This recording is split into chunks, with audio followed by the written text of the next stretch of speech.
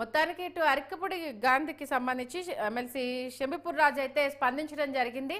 మా పార్టీ ఎమ్మెల్యేకు PSC chairman వచ్చినందుకు అభినందించడానికి వెళ్ళడానికి తప్పేముంది, అభినందించడానికే కదా వెళ్దాం అనుకుంటున్నాము, అక్కడి నుంచి తెలంగాణ భవన్కు వెళ్దాం అనుకుంటున్నాము, దీనికి ఎందుకు ఇంత రార్థాంతం చేస్తున్నారు, ఎందుకు ఇంత భయపడుతున్నారు అంటూ కూడా షంబీపూర్ రాజు చెప్పడం జరిగింది. షంబీపూర్ ఇంట్లోనే పాడి కౌశిక్ రెడ్డి ఉన్నట్టుగా కూడా మనకు సమాచారం అందుతుంది.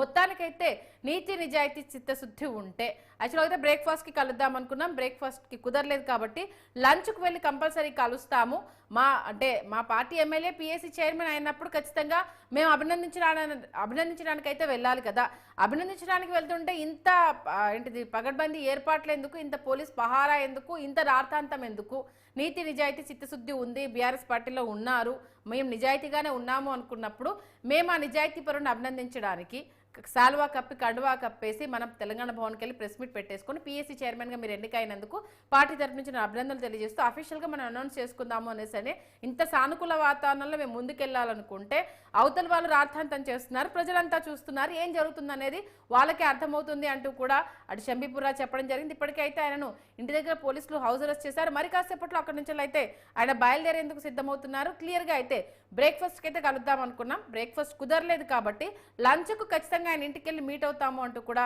షంబీపూర్ రాజు చెప్పడం జరుగుతుంది. ఇక BRS working president KTR tweet చేయడం జరిగింది. కౌశిక్ ఇంటిపై దాడికి స్పందించడానికి సంబంధించి రౌడీ మూకలు దాడి చేసిన రాళ్లు రువ్వినా దాడుల్ని ఆపాల్సిన పోలీసులు చేతులు ముడుచుకున్నారు అంటూ కూడా కేటీఆర్ వ్యాఖ్యానించడం జరిగింది.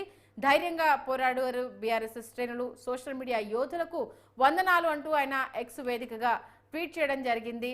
నిన్న జరిగిన అంశానికి సంబంధించి అయితే తెలంగాణ వ్యాప్తంగా ఇప్పటికే బీఆర్ఎస్ నేతల్ని హౌస్ అరెస్ట్ చేస్తున్నారు. కోకాపేటలో హరీష్ రావును హౌస్ అరెస్ట్ చేశారు.